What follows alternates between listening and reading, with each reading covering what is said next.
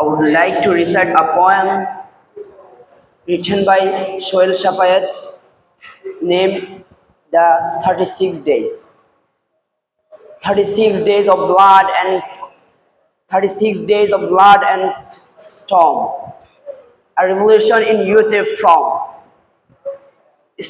Classes stop, but lesson grow. In every tent, a future no.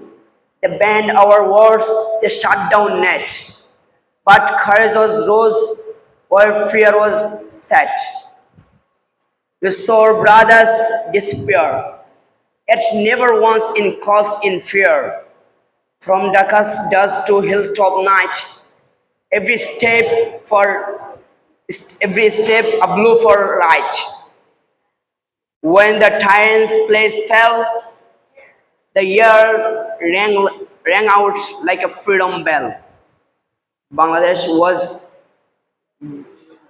Bangladesh was born again, not with guns, but with pain. From student blood and fair tone rose a flag that never dies. ধন্যবাদ।